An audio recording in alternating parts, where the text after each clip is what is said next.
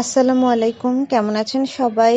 তো প্রথম প্রশ্নটা হচ্ছে যে মধুসূদন দত্তের পূর্ববর্তী গুরুত্বপূর্ণ কবি কে? পূর্ববর্তী গুরুত্বপূর্ণ কবি হচ্ছেন ঈশ্বরচন্দ্র গুপ্ত। তিনি হচ্ছেন আধুনিক যে বাংলা সাহিত্য তার একজন গুরুত্বপূর্ণ ব্যক্তিত্ব, এবং পরবর্তী যে কবিরা ছিল তাদের প্রতি তার অনেক প্রভাব ছিল।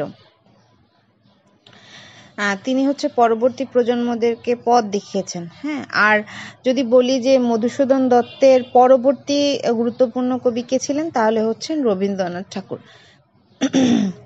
তারপর হচ্ছে লর্ড কর্নওয়ালিস ব্রিটিশ ভারতের গভর্নর জেনারেল হওয়ার পূর্বে কোন ভূমিকায় ছিলেন?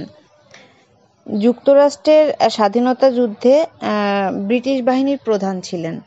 হ্যাঁ, উনি লর্ড কর্নওয়ালিস উনি হচ্ছে যুক্তরাষ্ট্রের স্বাধীনতা যুদ্ধে ব্রিটিশ বাহিনীর প্রধান ছিলেন। তো হয়তো এরকম একটা মনে হতে পারে যে গভর্নর জেনারেল কি? গভর্নর জেনারেল হচ্ছে এমন একজন কর্মকর্তা যে হচ্ছে সার্বভৌম যে রাষ্ট্র বা ঔপনিবেশিক যে অঞ্চল তার প্রধান হিসেবে কাজ করে। হ্যাঁ, এইটা এই যে পদটা, এটা মূলত ব্রিটিশ সাম্রাজ্য এবং এই যে কমনওয়েলথভুক্ত যে দেশগুলো সেগুলোতে ব্যবহৃত হয়। তো গভর্নর জেনারেলকে কখনো কখনো হচ্ছে ভাইসরয় বলা হয়, যার অর্থ হচ্ছে রাজার প্রতিনিধি। হ্যাঁ, তারপরে হচ্ছে কাজী নজরুল ইসলামের কোন উপন্যাসের কেন্দ্রীয় চরিত্র জাহাঙ্গীর? এটা হচ্ছে কুহেলিকা উপন্যাসের। তো এই যে কুহেলিকা উপন্যাস, এটার মধ্যে জাহাঙ্গীর হচ্ছে একটা বিপ্লবী এবং প্রধান চরিত্র। হ্যাঁ, এই যে জাহাঙ্গীর, সে হচ্ছে সমাজে যে প্রচলিত রীতিনীতি এবং অন্যায়ের বিরুদ্ধে খুব সোচ্চার আমরা দেখতে পাই, এবং লেখক আসলে তার মাধ্যমে এই যে তৎকালীন রাজনৈতিক সামাজিক যে বাস্তবতা সেটা তুলে ধরেছেন।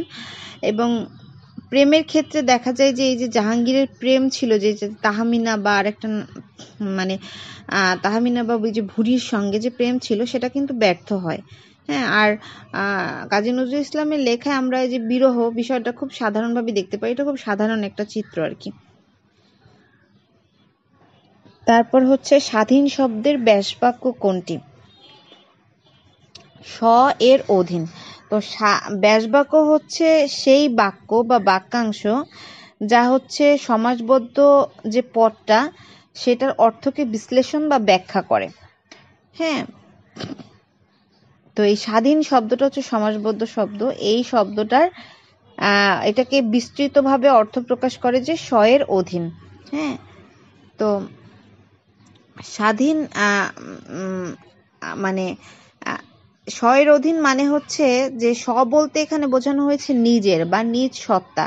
হ্যাঁ, যে নিজের অধীন তাকেই হচ্ছে স্বাধীন বলা হয়। তারপর হচ্ছে এ কাজ করতে আমি বদ্ধপরিকর।